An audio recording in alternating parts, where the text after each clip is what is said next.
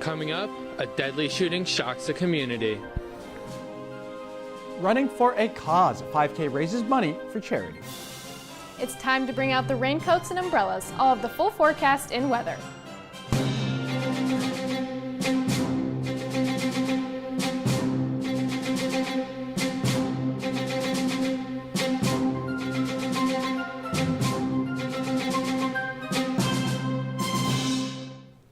Good morning from Iowa City. It is Monday, March 31st. I'm Johnny Veltman. And I'm Isabel Thier. And the third member of our team, Les Schultz, joins us here in the studio with the day's weather forecast. Yeah, thanks guys. Taking a look at the Pentecrest camera here, it is a little bit cloudy outside. It is currently 34 degrees. It's going to continue with those clouds, showing a little bit of wind this morning. As you can see by the trees, those flags are blowing up on top of the Pentecrest, bringing it to a high of today's 53 degrees. Tonight it's going to get a little bit chillier as the sun goes down, bringing it to 45 degrees. And tomorrow there is a high chance of rain into the late evening with a high of 52. Later in the week, we're going to continue to see some of those same temperatures, and those clouds are going to continue as the sun will peek out a little bit. I'll send it back to you guys at the desk. A man was fatally shot last Saturday night in Iowa City. We have DITV's Karch Smith live at the scene of the crime with an update on the ongoing investigation. Yes, police responded to a call about a shots fired here on South Gilbert Street late Saturday night. Upon arrival, police found one male victim with a bullet wound, and they rushed him to the hospital where he would later succumb to his injuries. The police do not believe that this stems from any other recent violence within the community and are not sure where it's coming from. There is currently an ongoing investigation with no current suspects, and the Iowa City Crime Stoppers are offering a $1,000 reward for anyone with more information. We'll have more as it gets released. Back to Izzy and Johnny at the desk. An Iowa plane crashed in Minnesota over the weekend. The video you're seeing shows the plane unexpectedly spinning to the ground. The plane took off from a Des Moines airport and was headed towards Minneapolis. It crashed at 12:20 Friday afternoon into a house in Brooklyn, Minnesota. All the passengers are dead, but it is not known how many people were on the plane. No one was at home at the time of the crash, and there were no injuries on the ground. Right now, investigators are looking into what could have caused the plane to crash. That there was probably a loss of control by the pilot. The question is, why was there a loss of control? The FAA They'll be looking at pilot qualifications, and of course they'll be looking at weather at the time of the event. The FAA launched an investigation into the crash Sunday morning to figure out what happened. The Iowa legislature has been hard at work this past week. Iowa Governor Kim Reynolds signed 11 bills into law on Friday. One of the new laws will require anyone who is convicted of grooming to be registered as a Tier 1 sex offender. Another law signed will allow essential EMS funding to go towards the salaries of emergency medical care providers. Reynolds also gave her approval of a law that will make sports betting winnings an earned source of income. This would make them subjected to state and federal tax laws. Spring break spending is at an all-time high. The average insured trip spending has risen by almost $3,000 in the last 2 years, reaching up to $8,300. When it comes to insured trips, Japan stays at the top with the average insured trip staying around $10,000. But most travelers for spring break stayed in the U.S., with almost 80% staying domestic. And Izzy, we have officially reached the end of Women's History Month here in March. That's right, Johnny, and that's why we have DITV's Grace Lathrop in the newsroom to talk about university faculty, how they've contributed to this month-long celebration. Thanks, guys. That's right. This entire month we've been celebrating women's history, and Professor Sarah Mitchell from the Political Science Department is just one example of how faculty is encouraging women to succeed. She has published multiple different papers on the gender gap and its effects. Women political scientists get paid about $3,000 less than men on average among faculty. Women's research is cited less often than men's work in the field. In addition to these papers, Professor Mitchell has been hosting a seminar called Journeys in World Politics since 2004. Journey serves as to mentor young women in political science by bringing together junior and seniors working in the field to get feedback on their own research. Women can also attend sessions on career advice and gain more information on how gender could influence careers at the seminar. Professor Mitchell is just one of the few women on campus making a difference. Back to you guys. Mission Creek has announced a few new headliners ahead of this weekend's festival. Former Somic Youth mentor Kim Gordon and her band have stepped in. This comes after Julian Baker and Torres gave up their spot in the festival. Aside from her work in the iconic 19s alt-rock band, Gordon has also been nominated for a Grammy in her work as a solo artist. 3 student organizations held a collaborative 5K fundraiser for their respective charities. DITV's Elizabeth Smith attended the run and spoke with participants. And I am currently in Hubbard Park, where Women in Business, Society of Women Engineers, and Women in Healthcare have all combined in order to host a 5K fundraiser for women's charities. The 5K event, hosted on Saturday, March 29th, raised funds for causes that empower women and promote inclusive communities.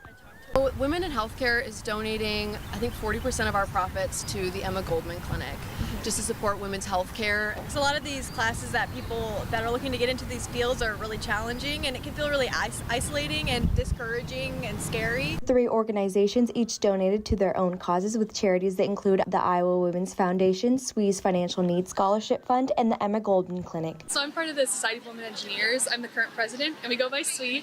So our organization is to empower and uplift women within the College of Engineering at the University of Iowa. And really our mission statement is community, engagement in learning, and professional leadership development. Participants said that Saturday morning was perfect for a run, and dozens of volunteers, students, and families gathered for the race. A lot of manpower went into it. I think we had 45 volunteers here today getting everything ready, around 200 participants that registered beforehand, and then more that came day of, families and other students. Hundreds of dollars were raised during the collaborative 5K, and the organizations intend to hold more fundraisers in the future. From Hubbard Park, Elizabeth Smith, DITV. And it looks like they had good weather for that this weekend. It was beautiful, it was warm. I love my shorts and t-shirts, but not so happy this morning. Yeah, not a fan of throwing on a winter coat and still being cold heading out to the car. And Liz, I mean, hopefully Iowa can throw us another curveball and maybe bring back warmer weather.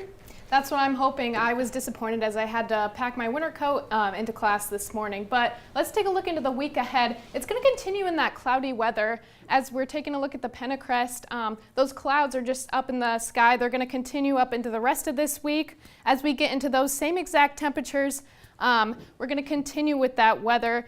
And it's going to fluctuate into a high of 71 on Wednesday, bringing it stormy and cooling down Sunday. Thursday's high of 57 still brings in the winds and those clouds following that similar forecast we're looking at with the high of 50s. And Saturday is going to change of pace a little bit with the high of 54 and chances of rain. And then we're going to close it out Sunday with partly cloudy and highs in the low 50s.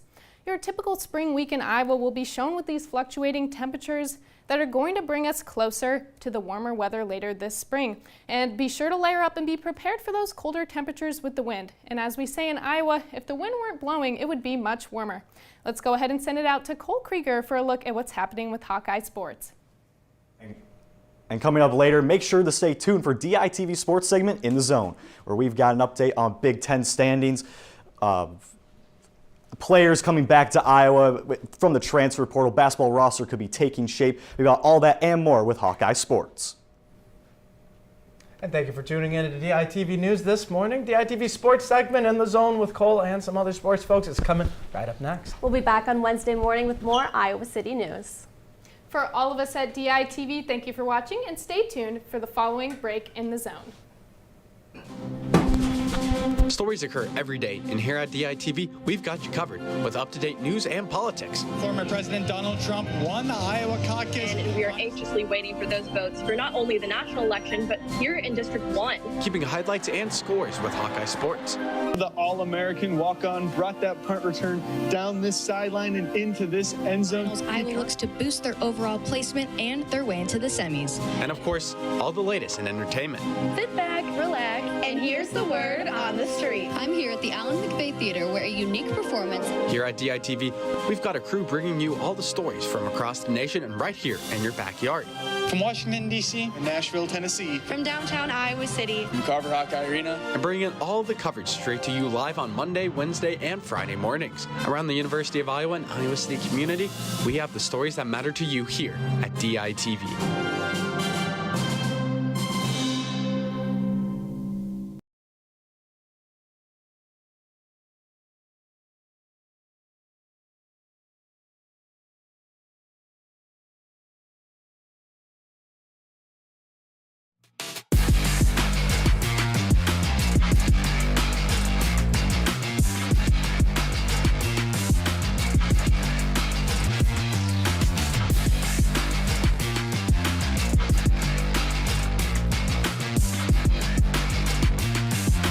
Coming up, a look at where Iowa's spring sports stand in the Big Ten.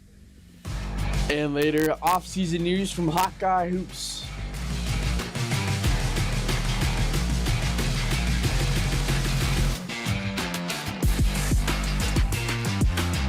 Hello, everyone, and welcome to DITV Sports in the Zone. I'm Colin Carruthers. And I'm Joel Keller, and we're going to take a look at everything going on in Hawkeye athletics. Well, Joel, I say we just come out that swinging ahead with the top 5 for In the Zone from this past week's plays and action. Starting off with number 5, Iowa softball taking a trip out to Madison, Wisconsin to face the Badgers. It's Sujan Berry, the plate for the Hawkeyes, getting them on the board first with his solo home run in right field. Gets them on the board in this series. You saw that one landing right in front of their bus, almost like she was trying to send the team home early in this one. Then next, we're going up to baseball. They went up north to Minnesota to play game 2 of a doubleheader. Reese Moore going way downtown out over right field. The reigning Big Ten Player of the Week extended the Hawkeye lead to 6-2 in the game Iowa would win. Back to number 3, Iowa softball. Again, the same game. Tori Bennett a little bit later. Hawkeyes trail 4-2. Sends this one deep left field, tracking back, and that one's got a 3-run shot for Tori Bennett. Gives Iowa the lead as we take a look at that one yet again. A 5-4 extension. Iowa would still lose this one 8-7. And back to baseball now. This is the same game as Reese Moore, but Daniel Rogers going deep with an absolute missile out to right field, 423 feet, 104 miles per hour off the bat. That would give the Hawkeyes a 5-2 lead. Iowa would win 7-6. And Joel, I gotta just steal it right back to Iowa softball for our top play on In the Zone. This one, again, the left field just past the foul pole for a 2-run home run, giving Iowa the 7-4 lead. This one, Desiree Rivera at the plate, a huge shot there, but Iowa again still losing that game to the Badgers. Well, Iowa baseball, they went nuclear at the plate as we just saw there in our top 5 this weekend against the Minnesota Golden Gophers. Weather made this series slightly complicated, so they played game 1 on Thursday, where the Hawkeyes racked up 16 runs, but it was their ability to carry that momentum into the doubleheader on Friday that really impressed me, Joel. Yeah, in the 2 games, Iowa collected a total of 20 runs on the day. They won game 2 of the series in shutout fashion. However, the finale in Minneapolis ended in a close 7-6 win for the Hawkeyes. The team is still in the midst of their 15-game road series as they face Bradley on Tuesday night. Bradley is struggling this season with a 3-20 record and is still looking for their first win in Missouri Valley Conference play. Flashback to just a year ago, though, the two met in Iowa City, where Iowa also won 11-6 against the Braves. Well, Rick Keller has been very happy with the contributions in each portion of the game and hopes the team is just another way to keep the bats hot before they're heading to Northwestern this upcoming weekend. Well, now that we've seen where the Hawks stand in Big Ten, we got to see where they're at in the conference play so far. For sure, and with a look at the Big Ten baseball standings, we've got DITV's Cole Kruger live in the studio with us. Guys, the Iowa baseball team has been dealing this year. The Hawks sit tied at the top of the Big Ten with the UCLA Bruins. They're currently riding an 8-game conference win streak, with Iowa averaging 12 runs per game over that stretch. Now, the conference tournament is still about 2 months away, but it's never too early to keep an eye on where the team stands with the current tournament. the current tournament format. 12 of the 17 teams make the Big Ten Conference tournament and are split into 4 different pools here. And if the tournament would start today, I would be taking on the Indiana Hoosiers and the Purdue Boilermakers. Now, it's obviously way too early to tell. A lot of games left to be decided in this season. Yeah, thanks. So it's never bad to get too much of a look. Yeah, I know it might be early, they say, but a lot can change in those 2 months, Joel. Certainly can, and we got to stay on top of it. You know, you got to know where the Hawkeyes got to play to get in that top pool. You got to know what every series means, especially with Iowa softball winning 7 of their last 8 games before this weekend. But when they went out to Madison, Wisconsin, it threw them for a big curve. The Hawkeyes were swept in their 3 games over the series. Similar to baseball, this included a doubleheader on Friday and the final game on Saturday, but Iowa showed some solid fight in each game. Yeah, the Hawkeyes lost by a combined 5 runs in their series. In 2 of their games, Iowa had to climb back after giving up early leads. They'll hope to regroup this week before their next games this upcoming weekend versus Nebraska. And I will say, after this weekend's struggles, their series with Nebraska could be a big one. Oh, especially with where they're at in the standings. So with that, we'll go back to Cole Krieger at the monitor wall to show us where the Big Ten standings are, this time with softball. That's right, guys. After a tough 3-game stretch in Madison, the Hawkeyes now find themselves in the middle of the pack here in the Big Ten with a 21-12 overall record and a 3-4 record in conference play. As you guys already mentioned, Iowa hosts Nebraska in a 3-game weekend series. The Hawkeyes are 5-1 at home this season. With a good performance against the Huskers, they can find themselves ascending towards the top of the Big Ten. Back to you guys. And then Iowa tennis this week has had a fun weekend with a win over their rival Nebraska as head coach Sasha Boros reached a new milestone. In Boros' 100th career dual win as Iowa's head coach, Iowa quickly won the doubles point over the Cornhuskers.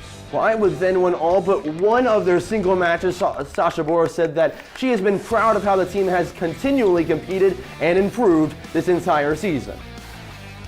Seems like the tennis team is having a really solid start to the season this far. Yeah, absolutely. But Cole, where does their season compare currently to the rest of the Big Ten? As we look at the Big Ten standings, we see that the Hawkeyes are currently in 5th place in the conference standings with a record of 5-2 in conference play, 11-5 overall. Now, how the Big Ten tournament works for tennis is that the bottom 6 teams do not qualify for the tournament, with the top 4 seeds earning automatic bids to the quarterfinals. That means the Hawkeyes are currently on the outside looking in for that automatic bid. They have some key matchups in their upcoming schedule. They host USC on April 13th, and then in their season finale, they travel to Seattle, Washington to take on the Huskies on April 20th. Back to you guys. Well, thanks, Cole. It's really interesting to see how this is going to really heat up in the tennis schedule coming up. Yeah, they got some big games coming up, and they really want to get that bye. Yeah, but I know winter sports are done technically, but the news just keeps on rolling in, Joel. Yeah, and to break it down, we've got DITV's Elise Gann live in the newsroom. Thanks, guys. Although the season has come to a close for Iowa women's basketball, Jan Jensen is already on the clock planning for next year.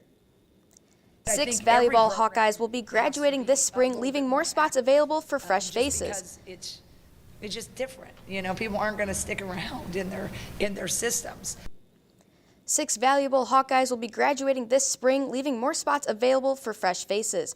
The Hawks have already hit the ground running with Arizona guard Jada Williams, who came to Iowa City last Friday for a visit with the Iowa women's basketball program. Williams was a key player for the Wildcats this season as she averaged 12.7 points, 3.5 rebounds, and 2.9 assists.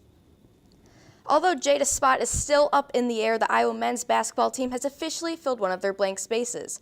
After the hiring of new head coach Ben McCollum, things for the program are progressing, such as their limited roster. Following in the footsteps of his many teammates, freshman Cooper Koch entered the transfer portal after the release of Fran McCaffrey, but has now withdrew his name and is back with Iowa. In his statement, Koch mentioned his talk with McCollum and believes he will benefit under the new coach's run. Coach McCollum continues to push fans to encourage other key Iowa players in the portal to return next season, such as Price Sanford and Josh Dix. And speaking of key players, now former Hawkeye Peyton Sanford will have one last hurrah in the black and gold. Sanford will head to San Antonio, Texas to drain his final shots in the State Farm College Dunk and Three-Point Championships April 3rd at the Final Four. Sanford is the 7th Hawkeye to be invited to the event and will look to be the 3rd Iowa champion after Peter Jock and Jordan Bohannon. During his time at Iowa, the guard made 271 three-pointers, the second most in program history with a total of 1,619 points. Those are all the latest updates on Iowa hoops, and now I'll lob it back over to Colin and Joel. Well, there's that lob from Elise, and we'll slam this one home as we say thank you for tuning in to DITV Sports in the Zone. For Elise Gann, I'm Colin Carruthers. And for Cole Krieger, I'm Joel Keller. We'll be back next week, but until then, stay in the zone.